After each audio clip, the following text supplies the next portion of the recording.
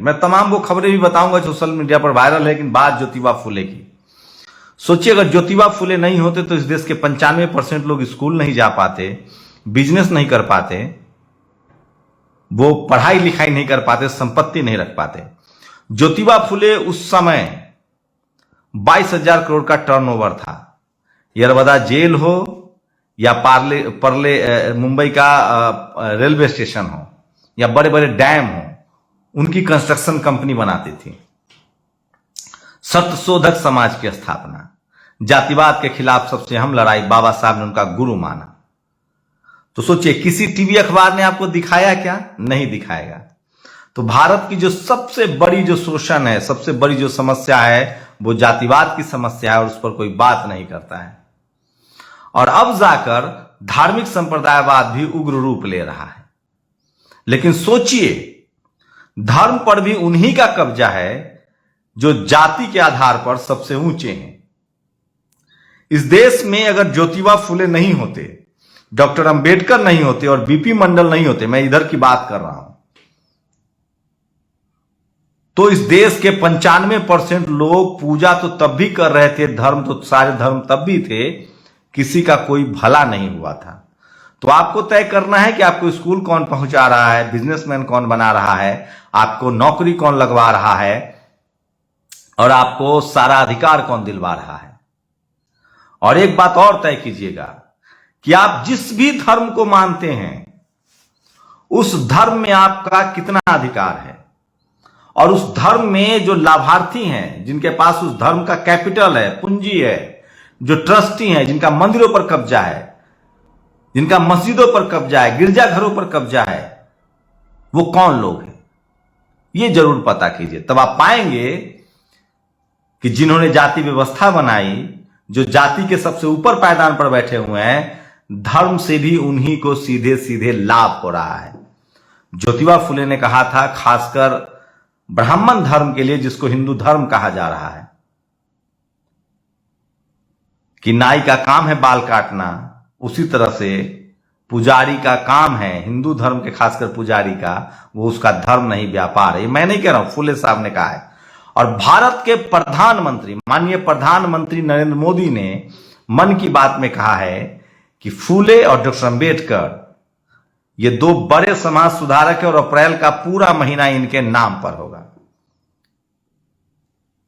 तो सोचिए फुले साहब ने किस तरह से इस देश को जातिवाद से मुक्ति दिलाई और इस देश के 95% लोग, चाहे वो किसान हो, मजदूर हो, शोषित वंचित हो, उनके जीवन को बेहतरी के लिए रास्ते खोले। उन्होंने कहा था स्कूल की तरफ चलो, वो तुम्हारे पैर की बेरिया काटती हैं। गुरु नानक साहब हो, गुरु गोविंद सिंह साहब हो, पेरियार हो, फुले हो, अंबेडकर हो, साहू जी महाराज हो, शिवाजी महाराज हो, सम्राट अशोक हो, बुद्ध हो, न जाने कितनी परंपराएं हैं। लेकिन सोचिए आधुनिक भारत के निर्माता इस देश में उन्होंने धर्म सुधार आंदोलन नहीं चलाया, जाति सुधार आंदोलन चलाया, और जिसका नाम दिया सत्यशोधक समाज। वो रविदास, कबीर, गुरु नानक साहब, इन सब के विचारों को आगे बढ़ा रहे थे। खैर एक एक करके सारे वीडियो दिखाता हूं, ये देखिए। आप फॉलो करेंगे, देखिए वो हमारे लिए आई, आपके लिए आई, आप देख लो। मैं आपको आप इस बहस में मत पढ़ो भाई, आइए आप लोग। अगर आप फॉलो करेंगे। ये महमूद पराचा हैं जो आज दिल्ली में फिर से एक मदरसे को ढा दिया गया है, कहा जा रहा है कि वो अवैध था। तो अभी मुस्लिम समाज की जो बड़ी लड़ाई है वो फिलहाल उनके मजहब बचाने की लड़ाई लड़ रहे हैं, उनके मदरसे पर। ये तो देखते हैं इसमें क्या होता है। वही सोनू सूद वो खुलकर अब मनीष कश्यप के पक्ष में आ गए। उनका कहना है कि मनीष कश्यप देशद्रोही तो नहीं है, जबकि ये साफ बिल्कुल मनीष कश्यप देशद्रोही नहीं है। वो इस देश के बहुजन का विरोधी है, वो इस देश के 95% आबादियों का विरोधी है, वो घोर कास्टिस्ट है, वो SC ST OBC माइनॉरिटी की लीडरशिप वाली पार्टियां, लीडरशिप वाली नेताओं का विरोधी है, और जो संविधान के साथ खिलवाड़ करता है।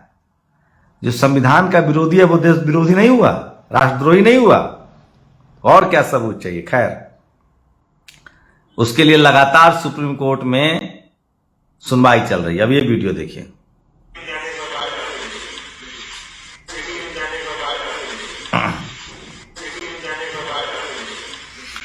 जिस तरह से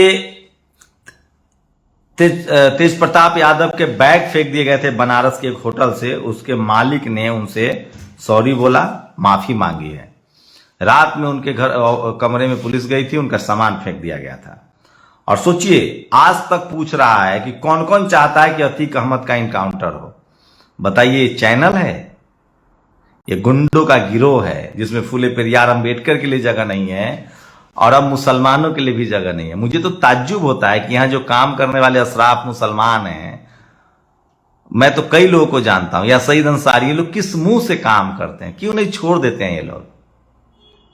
अब तो मुसलमानों का इतना ज्यादा सोशल मीडिया चैनल खड़ा हो गया है, अशराफ मुसलमानों का हिस्सा है, लेकिन है तो खैर, आज के डेट में धार्मिक रूप से मुसलमान पीड़ित तो है, ये फैक्ट है। जल्दी बताओ कौन कौन अतीक का एनकाउंटर चाहता है। तो चित्रा, ये आज तक ने सवाल पूछा है। अंजना ओम कश्यप की तस्वीर लगी है, तो सोचिए ये लोग किस तरह की पत्रकारिता करते हैं। और सोनू सूद भी, और ये देखिए, ये है बीजेपी की राजनीति।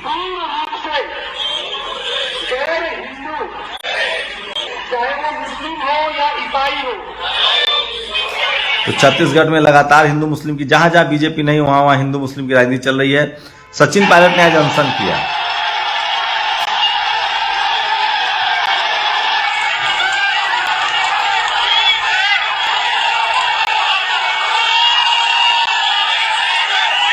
तो सचिन पायलट का अनशन भी आज बड़ी खबर है। और ये देखिए, एक वीडियो सोशल मीडिया पर वायरल हो रहा है, चित्रा त्रिपाठी को एक रिपोर्टर परेशान कर रहा है।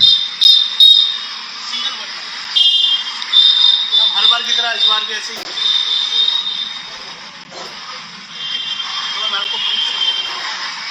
ये तो बेकार हो जाएगा सब कुछ। मैम बताइए ना थोड़ा, तो क्यों आना हुआ बार बार कोर्ट में? मैम आपका क्यों आना हुआ? आज तक की आप इतनी बड़ी एंकर है मैम, हमारे चैनल पे भी थोड़े से 2 वर्ड बोल दीजिए मैम। कोई बात नहीं, कुछ तो बोल दीजिए मैम। इस बार तो पार्किंग में बाइक नहीं फंसी, कार फंसने के चांस लग रहे हैं मैम। बाकी तो सब उधर से निकल गए मैम। चित्रा जी, तो सोचिए, जब एक पत्रकार को खुद ट्रोल होना पड़ा होगा तो कैसा महसूस हुआ होगा। कायदे से तो चित्रा त्रिपाठी को हर सवाल का जवाब देना चाहिए। आप पत्रकार हैं और जब आपसे सवाल पूछा जाए तो आप भाग जाएंगे। खैर, ये वीडियो कब का है ये तो नहीं पता, लेकिन चित्रा त्रिपाठी का ये वीडियो है और उनको जवाब, सवालों से परे कोई नहीं है। तो सोचिए, जो लोग दिन भर सवाल पूछते हैं वो जवाब देने से हिचकिचाते हैं। तो चित्रा त्रिपाठी का वीडियो वायरल हो रहा है और मंडल आर्मी ने सोनू सूद को लेकर पूछा है, तमाम वो सवाल हैं। और ये देखिए, आज झारखंड में पुलिस ने बीजेपी कार्यकर्ताओं पर खूब डंडे चलाए।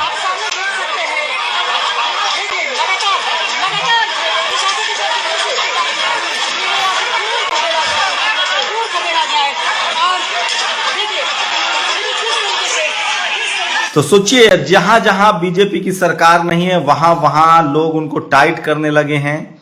और ये सब बीजेपी ने ही सिखाया है। तो डेमोक्रेसी में सोचिए, लेकिन मैं एक बात कहूंगा, ये जो आज जो एकदम हवा खड़ा हो रहा है ना, आप राजीव गांधी का सरकार को देखिए, इंदिरा जी की सरकार को देखिए, नेहरू जी की सरकार को देखिए। असली डेमोक्रेसी तो अब आ रही है, अब राजनीति हो रही है। अब SC ST OBC की राजनीति हो रही है, दलित पिछड़े आदिवासियों की आवाज बन रही है, किसान अपनी आवाज उठा रहे हैं। अगर ये सोशल मीडिया नहीं होता तो अभी भी राजनीति पर कब्जा था। बीजेपी तभी सरवाइव कर पाएगी जब वो SC ST OBC की बात करेगी, अधिकारों की बात करेगी, क्योंकि वो ऑलरेडी 20% लोगों को बाइकआउट करके चल रही है। सिर्फ अनरिजर्व कैटेगरी के वोट से तो सरकार बनेगी नहीं। तो SC ST OBC को तो उसके अधिकार देने पड़ेंगे। ये एकदम सबसे बड़ा सवाल है। इसलिए SC ST OBC को अपने संवैधानिक अधिकारों को लेकर सचेत होना चाहिए। और जहां भी आपके अधिकारों का हनन हो रहा है वहां चीखिए, चिल्लाइए, बोलिए, सोशल मीडिया पर लिखिए। जैसे SCU में अब तक लगातार सरकार किसी के अंगूठे काटे जा रहे थे। SCU में इंटरव्यू में लोगों ने चिल्लाया, अब जांच होगी। 30% और 80% से ज्यादा, अगर 80% किसी को ज्यादा नंबर मिलेगा, 30% से कम, उसकी भी जांच होगी। पहले नौकरियों में इंटरव्यू में बेईमानी चलती थी, अब सोशल मीडिया पर लोग लिख रहे हैं। तो मैं फिर कह रहा हूं, फुले पेरियार, अंबेडकर, मंडल, इन तमाम लोग के जो आंदोलन है उसको घर घर तक पहुंचाने में सोशल मीडिया ने मदद की है। और इस देश का 95% SC ST OBC लगातार जागरूक हो रहा है, बोल रहा है। उसकी वजह है social media, YouTube, Facebook, Twitter, जहां सब अपनी बात कह रहे हैं। आप कल्पना कर सकते हैं, चित्रा त्रिपाठी से अगर टीवी नहीं होता, सोशल मीडिया नहीं होता, तो कोई सवाल पूछता? सब कुछ इनके कब्जे में था, सारे संसाधन इनके कब्जे में से, सारा तंत्र इनके कब्जे में था। अब वो तंत्र पर जातिवादियों का पकड़ टूट रहा है। अब कोई भी पार्टी आएगी इस देश में, उसको SC ST OBC और किसानों की बात करनी पड़ेगी। मैं एक बार और आपको क्लियर कर दूं, अगर आप SC ST OBC समझना चाहते हैं तो आप किसी भी धर्म के हों, किसी भी जाति में पैदा हुए हों, भारत में अगर आप शोषित वंचित हैं, आपके साथ भेदभाव हुआ है, तो आप SC ST OBC कैटेगरी में। आप मुस्लिम हैं तो भी आप OBC हो सकते हैं, शेड्यूल ट्राइब हो सकते हैं। आप हिंदू हैं तो भी SC ST OBC हो सकते हैं। आप सिख हैं तो भी OBC SC हो सकते हैं। आप अगर क्रिश्चियन हैं तो भी शेड्यूल ट्राइब हो सकते हैं। आप अगर बुद्धिस्ट हैं तो भी OBC SC हो सकते हैं। तो मैं फिर कह रहा हूं, देश के बहुजन जग रहे हैं, लोगों को अपने अधिकार के बारे में सचेत हो रहा है और संविधान घर घर तक पहुंच रहा है। आज मैं एक बीजेपी के शेड्यूल कास्ट के युवा नेता गुरु प्रकाश को सुन रहा था। उन्होंने साफ साफ कहा कि पद्म भूषण से हो या सुप्रीम कोर्ट के जज हो, डाइवर्सिटी तो अब लानी पड़ेगी, जबकि वो बीजेपी के नेता हैं। अब बिना डाइवर्सिटी के तो काम नहीं चलेगा। तो जिनको धर्म बचाने की लड़ाई जरूरी लगता है, उनको धर्म बचाने दीजिए। इस देश के SC ST OBC और किसानों को अपने संवैधानिक अधिकार, पढ़ाई लिखाई, दवाई, नौकरी, व्यापार, बिजनेस कैसे बेहतर हो, इस पर फोकस करना चाहिए। क्योंकि अगर ये आपके हिस्से में आ गया तो आपके साथ न कोई धार्मिक अन्याय कर सकता है, न कोई जातीय अत्याचार कर सकता है। पैसा और पावर में वो ताकत है। आप बताइए, रिंकू सिंह के साथ अब कोई बदतमीजी कर सकता है? एक मैच में 5 छक्का, किस्मत बदल गई। कर सकता है कोई? सूर्य कुमार यादव के साथ, इरफान पठान के साथ? कोई IAS PCS कलेक्टर, बिजनेसमैन, अधिकारी बन जाएगा तो कोई उसके साथ बदमाशी कर सकता है? अगर करेगा बदमाशी तो जेल जाएगा। इसलिए मैं कह रहा हूं, अपने संवैधानिक अधिकारों की लड़ाई लड़िए, तभी आप फायदे में रहेंगे। धर्म का अधिकार तो आपके संविधान ने दिया है। अगर आपके पास ताकत है, पावर है, संपन्नता है, संवैधानिक ताकत है, तो आप अपना धर्म भी बचा लेंगे। लेकिन उससे जरूरी है कि आपके संवैधानिक अधिकार सुरक्षित रहें और आपको संवैधानिक अधिकार मिले। गरीबों, किसी ने ठीक ही कहा है, गरीबों का पहला धर्म रोटी होता है और वो रोटी का अधिकार आपको संविधान देता है। शुक्रिया। नेशनल दस्तक की आपसे गुजारिश है कि अगर इसको बचाना चाहते हैं तो नेशनल दस्तक को सब्सक्राइब करने के लिए रेड कलर के सब्सक्राइब बटन को दबाएं, फिर बेल आइकन की घंटी दबाएं। नेशनल दस्तक को बचाने के लिए बहुत जरूरी है कि हर खबर को शेयर करें, लाइक करें, कमेंट जरूर करें।